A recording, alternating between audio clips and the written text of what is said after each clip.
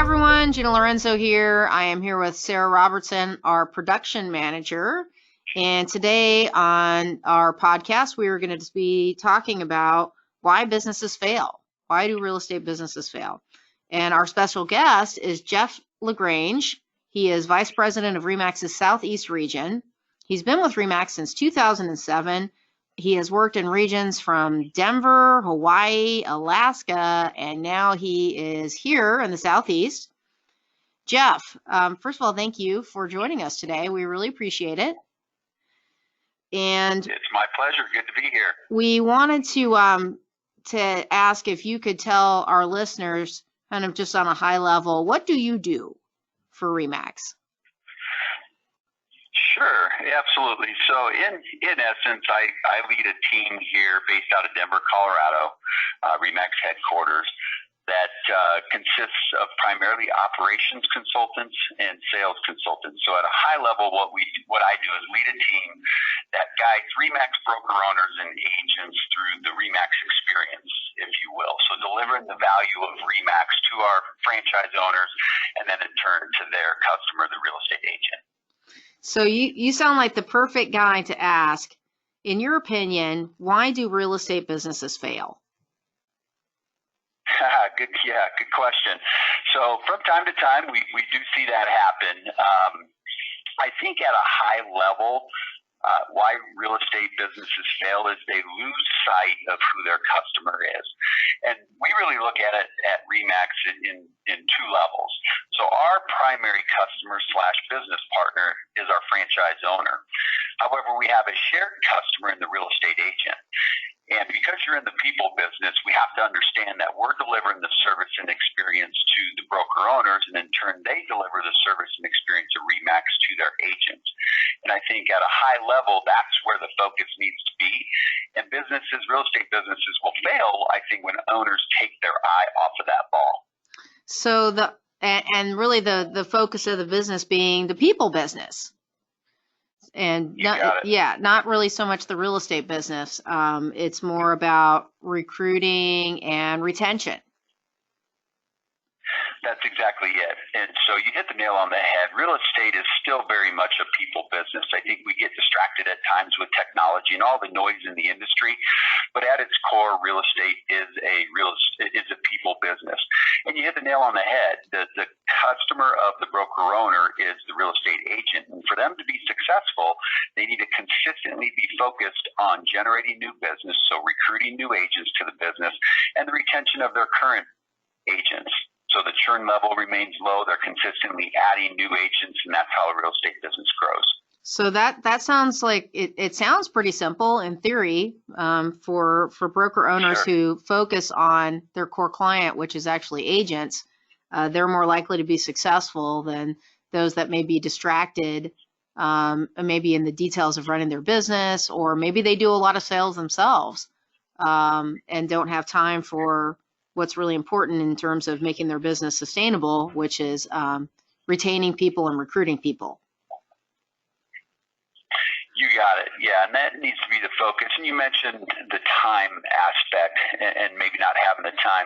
We all have the same amount of time, right? We all have 24 hours in the day. Hopefully everyone sleeps a little bit, so you limit the number down from 24, but that's really where it's at. And running a sales business and running a real estate brokerage business are both full-time jobs. So to do it well, you have to dedicate time, resources, and energy, and or have leveraged yourself and create a high-performing staff to service the agents to enable you to grow to the levels that you want to grow to. Right, because you can't do everything. You can't do everything. Or if you're doing everything, you're probably not doing everything very well. So that's true. That is true. So you've talked to us about why businesses fail. Do you see patterns in successful businesses that you can share? Sure. I guess the easy answer to that is the inverse, right? Someone who loses focus on the fact that they're in the people business and who their client is. Those who are successful focus on that. So through the leadership of that owner, through the focus of what really matters, it's the small hinges that swing the big doors, and consistently doing that over time is really at a high level what's going to help increase your opportunity to create as successful of a business as possible. And really, this podcast is relevant not just to broker owners, but even really team leaders. Absolutely. Yeah, and actually, you could even break it down for agents that may have support services. Retaining those kind of key people too is really important to them making their business successful. So it has more application than just broker owners.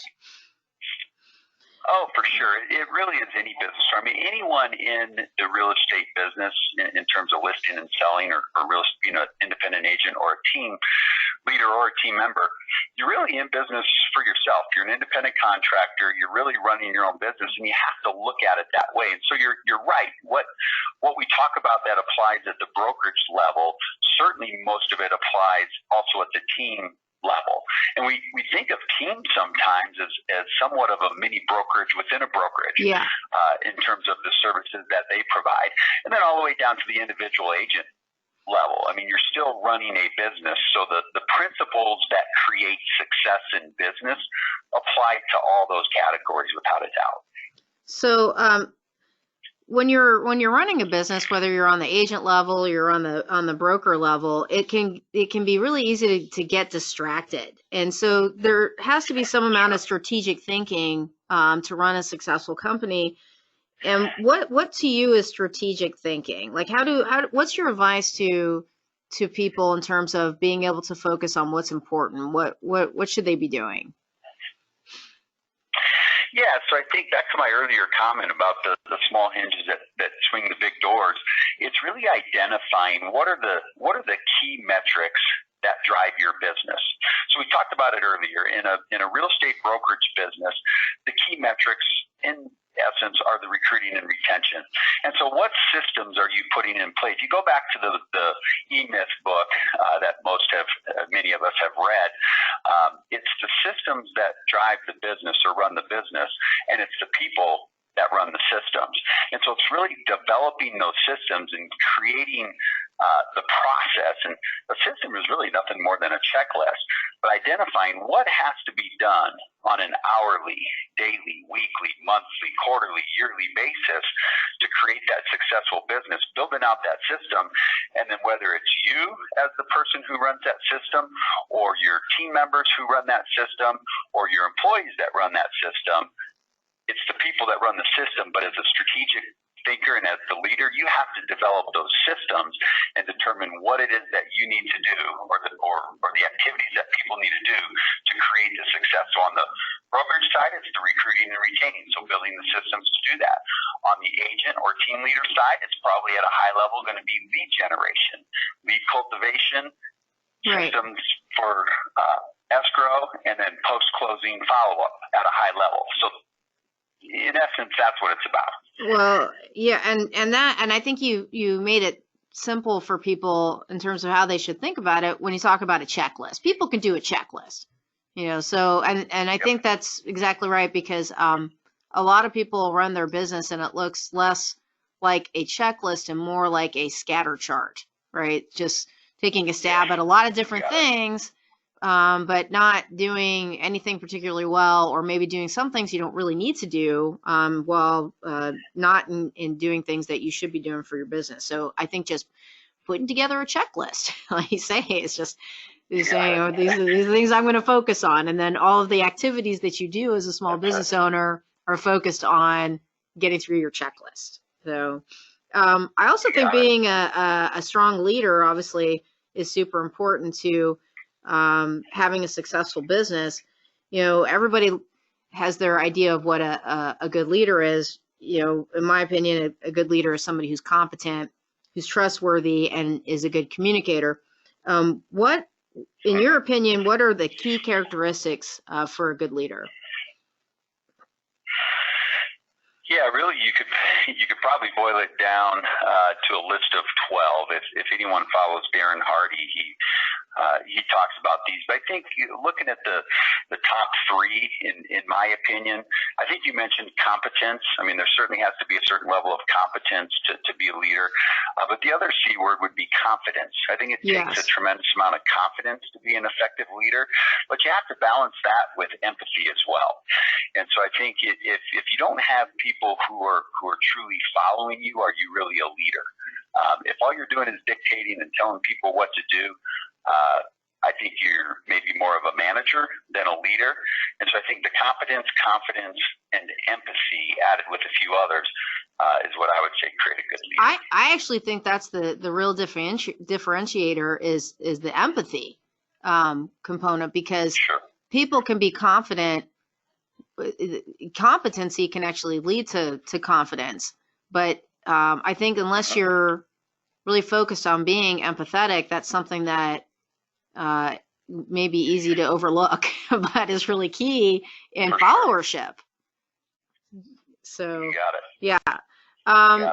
So do you have any advice to owners and team leaders on how to get agents to engage with Bouge? Because this is really sort of top of mind for people right now, and something that, I think leaders in all these different franchises are right now right in the midst of having to do. And do you have any words of advice on how to get their agents to engage? Sure. So I think it really isn't a challenge specific to Bouge. It's really any product or service or tool or anything that you roll out in your company. It really starts at the top. I remember when we bought Bouge, Remax bought Bouge back in February of 2018.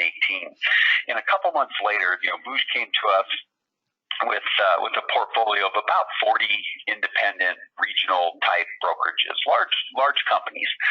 And so they had a tremendous track record of engagement in the real estate industry. And I asked them, of their 40 customers, so what's the adoption rate of the tools that they've built for these companies? And keep in mind, they build custom tools that the brokerage works with Bouge on to build. It's not a off the shelf product.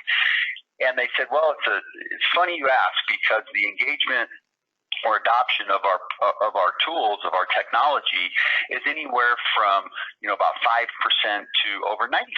And I said, wow, that's telling. What do you see is the differentiator in the companies that have very low adoption and engagement to those that have very high adoption and engagement rates?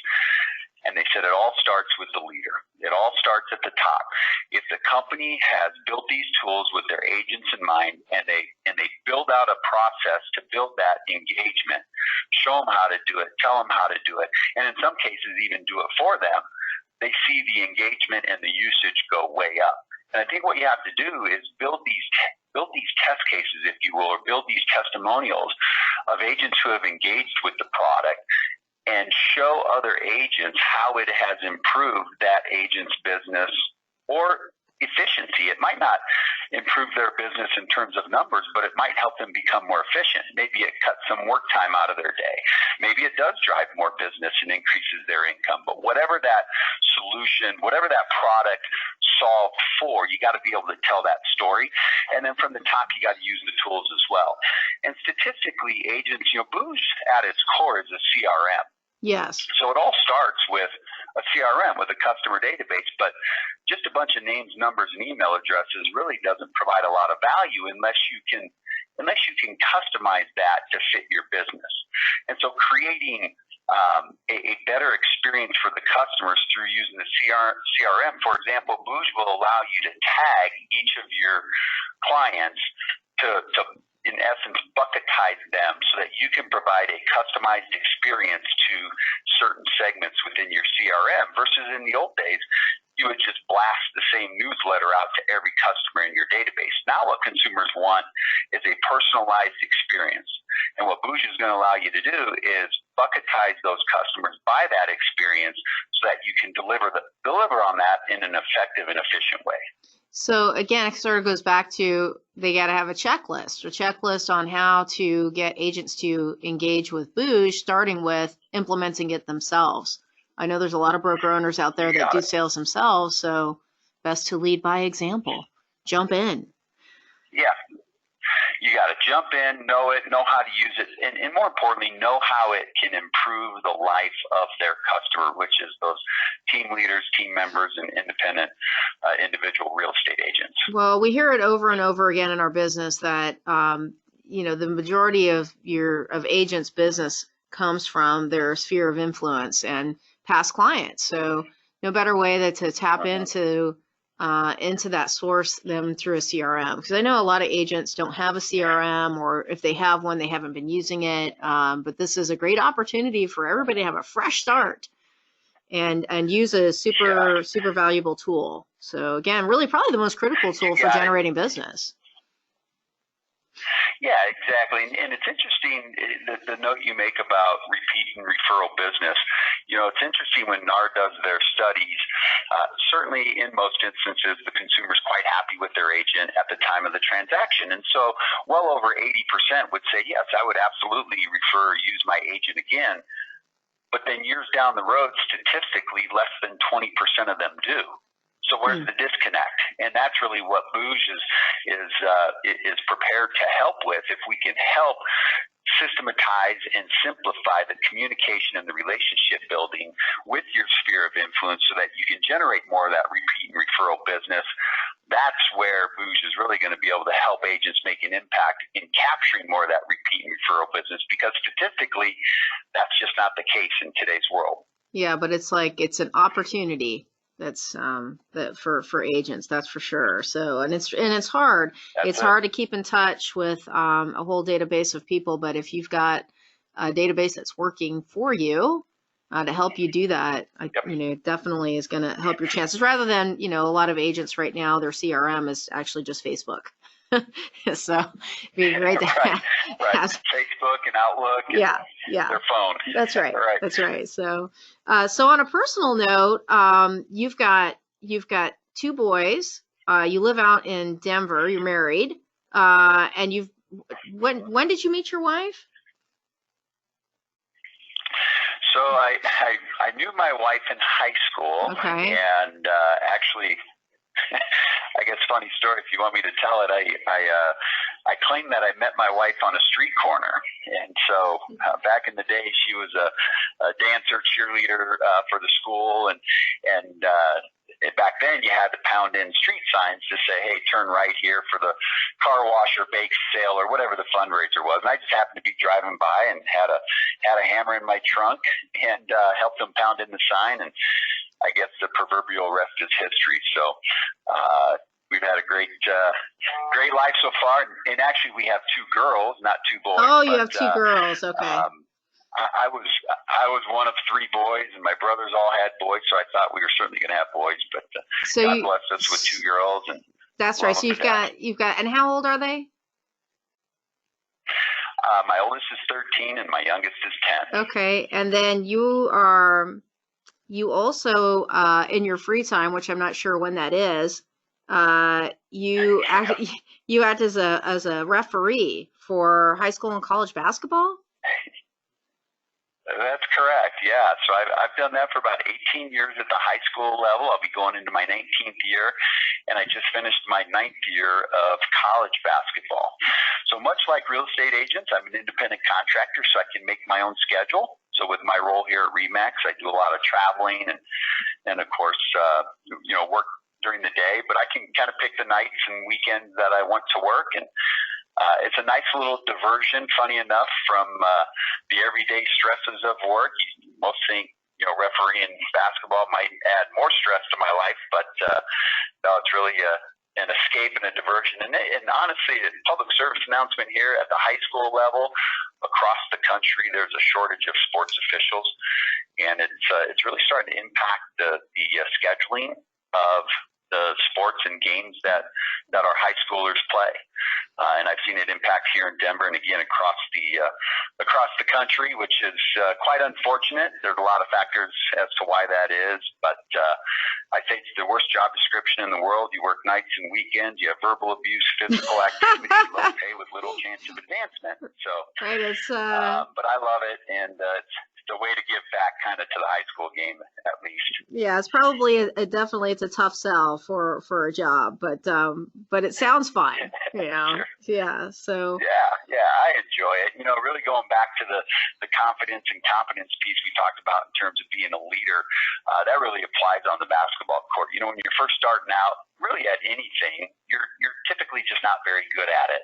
And so over time, you build the competence in whatever it is that you're doing, and that helps breed some confidence. And I guess in some ways it just becomes a little bit easier and more fun over time. So, well, that's not. It sounds like a lot of fun. I don't know that I've ever actually met a referee before, so that sounds fun and scary in today's climate. So well, thank you so much for taking the time to talk with us today. Really great insights on why businesses fail. Great information for everybody, really, owners, team leaders, agents. So we want to thank you so much for joining us, Jeff LaGrange. Thank you. You got it. Well, it's my pleasure, and thank you for having me on the call. Okay, thanks, Jeff.